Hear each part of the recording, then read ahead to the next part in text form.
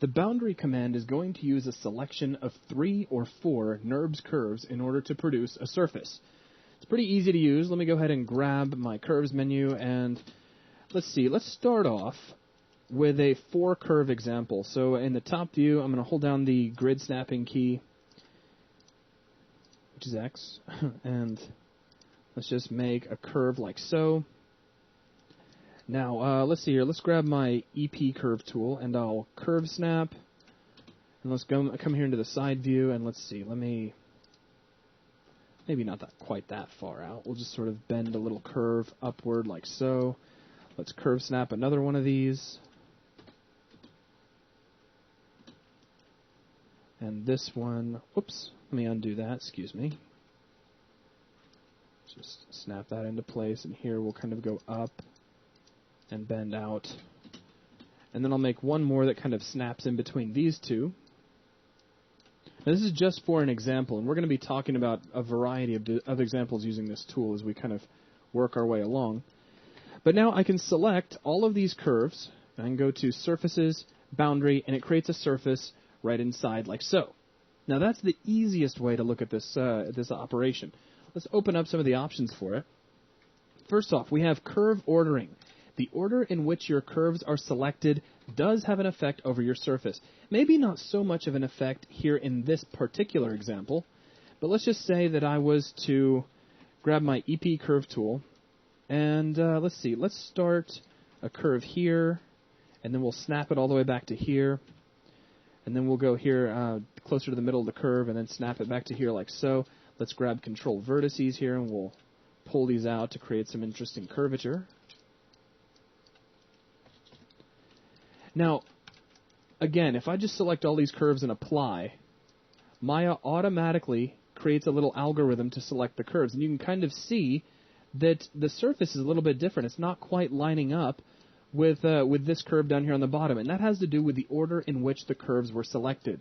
So if Maya guesses wrong, you can come into As Selected, and you can select the curves in a particular order. So notice now the surface is different. We'll move that off to the side, and that started here. So now let's start here. Here it kind of pinches. It does a twist in the middle. There's another kind of a twisted surface. Whoops, didn't mean to grab him along. Let's pull him up out of the way. You can grab straight across, then up and down. And each different selection you make is going to control the type of surface you get. So you have to kind of be careful with that. Now, the next area we have common endpoints. This controls whether or not you absolutely must have endpoints in the same location. So let me go ahead and, actually I'll delete out all these surfaces that I have kind of floating around here. They're not quite so distracting. And I'm going to put my endpoints all in the same spot, like so. And now, of course, we can just grab all of these. We'll set this back to automatic and click Apply, and we get a surface. Looks nice. You'll notice that the parameterization on each curve is kept throughout as we go through. Now, let's see. Let's check out. We have common endpoints set to optional right now, so we don't necessarily have to have all of these curves meeting at the same endpoint. For example, I could grab this curve, move it away, grab this curve, move it away, grab this curve, move it up, grab this one, move it down. Now they're all blasted apart from one another. I can still grab all the curves and create a boundary. And it'll still work. Notice it's kind of meeting here between these two curves, but it's still using these curves to control the overall shape. It's just basically scaling them out so that they meet at theoretical endpoints for those curves. Very handy, but can also be a little bit tricky to control because you may not know exactly what's going on depending on how you select your curves and whatnot. I usually leave this as, well, even though it's set to optional, I'll usually keep everything all snapped together anyway just for the sake of cleanliness and workflow. If you switch this over to required, if I were to select all these and hit apply, notice I get nothing. That is because we're now using a tolerance to see if the endpoints are actually touching one another. By default, you're set to global, which is under the preferences window and under settings, and we'll be using the positional tolerance for global, which is 1/100th of a unit. So as long as they're that close to one another, you'll get a surface. If you want, you can set your own local tolerance. So I could set this maybe to, 50 units, just as an example. and I will suddenly get a surface again because the endpoints are all within that distance from each other. You can control the curve range at which you'd like to create this surface. Now, we've seen this on several other tools. It's just it's simply a way for you to get those sub-curve nodes so that you can select one, grab the Show Manipulator tool, and control how much of that curve you'd like to use. Now, I did mention that you could use 3 or 4 curves to create a surface with this operation, and this is where the tool's going to get pretty handy. You just have to kind of be a little careful. Let me create a curve here in the top view, and let's go 4 units out from the center like so, and then we'll go up 1 and over 1, and then we'll just mirror this over on the opposite side. Whoops. Let's make sure that I am grid snapping after all. I believe I was, but can't be too careful. There we go. So there's one curve, and it looks like I went a little bit over. Let me do some quick adjusting here. So, now you go over here.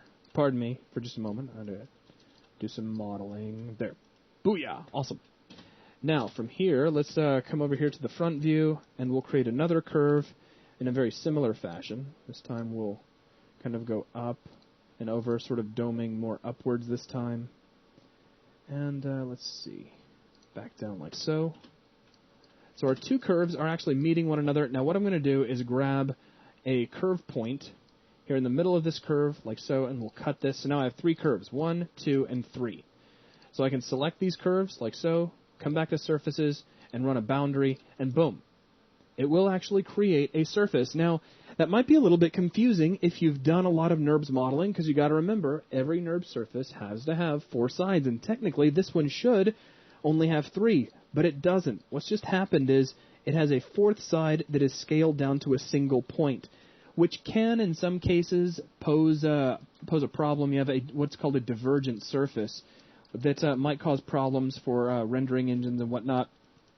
You might find it safer. If you don't have problems, go with it and have a good time. But if you notice problems later on with a render, you could go in there and just open these up just the tiniest amount, so you have a very, very small extra edge in there. Alternatively, you could, as long as you have a little bit of play in your settings, for example, under boundary, as long as you have optional for your common endpoints or you're within your tolerance, then you can actually space those out a little bit. Now, in this case, you'll notice that everything's kind of staying together. So you'd have to literally go in and one vertex at a time kind of pull these all away from one another. And then you could play with that and kind of, keep things smooth so that the viewer doesn't see. But again, that's only if you experience problems with this later on down the road. If you don't see any problems, I say enjoy it and have a good time. And of course, we could grab control vertices and, make the shape more interesting. So it's a great way to create surfaces using 3 or 4 curves, and that's really all there is to it. It's not any more difficult than that. You can use this in a lot of cases to create patch models, because you can create your spline cage, if you will, like a grid of NURBS curves, break all of those curves up, and then you can, boom, boom, select 4 curves and create a surface that connects them all together. Also, because of the nature of it, I did want to mention this. You don't necessarily have to have 4 curves, because they don't have to touch. You can have an example that's kind of like this. So here's one curve. Here's another curve. Here's another curve. And here's another curve, like so. So I can grab all 4 of these and create a boundary. And you'll notice it'll still actually create that. It doesn't quite do everything exactly the way you might expect. You might have to play with some of your selection orders. But it is going to allow you to still create surfaces. This is still sort of a sloppy workflow. So, again, just to stress, when I'm doing this, I will usually make sure that all of my endpoints are touching. And in most cases, I will rebuild my curves to make sure everything's nice and clean. But that does cover everything for the boundary tool, and that will wrap things up for this video. Thanks a lot.